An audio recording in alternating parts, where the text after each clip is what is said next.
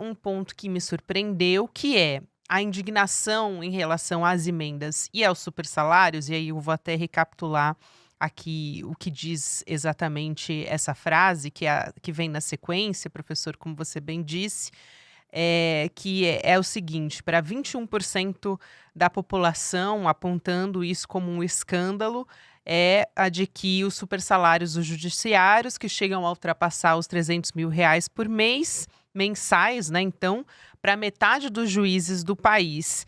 E isso contrasta, claro, com a realidade do Brasil, que a gente tem 68% dos brasileiros vivendo com até 2 salários mínimos. Então, quando se olha para a análise qualitativa, os cidadãos estão descrevendo o judiciário como uma casta intocável, olha só, que usa manobras para burlar o teto constitucional.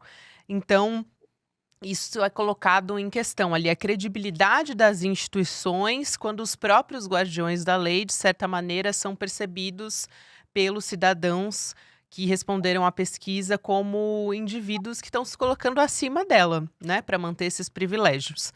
E aí, a gente soma então emendas e os supersalários, 62% somando isso. E supera essas frases que têm impacto religioso, impacto moral, como por exemplo, Deus não existe ou Jesus era gay. E aí eu me peguei pensando, professor, se isso indica alguma preocupação em relação à desigualdade no Brasil, independentemente da crença religiosa, nesse caso, se pode ser algum tipo de indicação, uma mudança do eixo, ou até um espaço, já que a gente está falando de um período eleitoral, de disputa, onde a gente pode enxergar a justiça social sendo uma prioridade maior, ou o uso do dinheiro público, quanto a essas questões que muitas vezes são ligadas à moralidade, a pânico moral, etc. E aí eu não estou aqui, claro, entrando nessa questão que é gravíssima, que é o da população LGBTQIAP+, que mais é assassinada no Brasil, né? Olhando aqui para o copo meio cheio.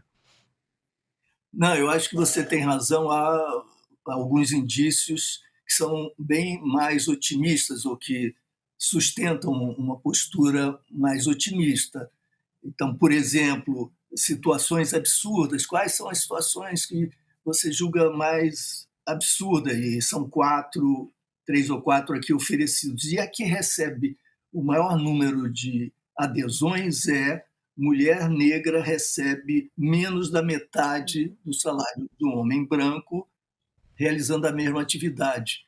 42% se sentiram insultados, se sentiram indignados e consideraram essa uma situação absurda.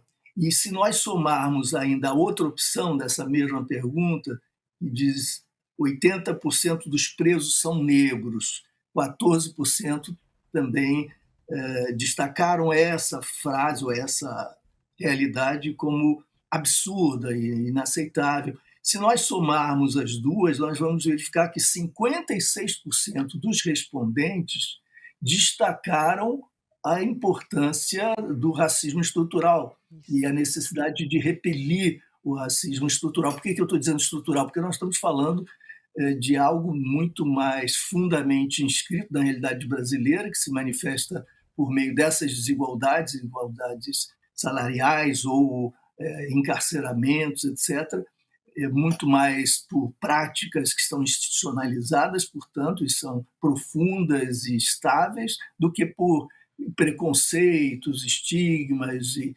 abordagens que podem ser mais superficiais, embora sintomas do mesmo problema. Né? Então, nós estamos diante do racismo estrutural e da repulsa da maioria da população brasileira, 56%, que constitui, portanto, uma manifestação importante no sentido do copo cheio, não é? Da percepção crítica a respeito das desigualdades, crítica a respeito do racismo. Então, isso nos dá esperança também.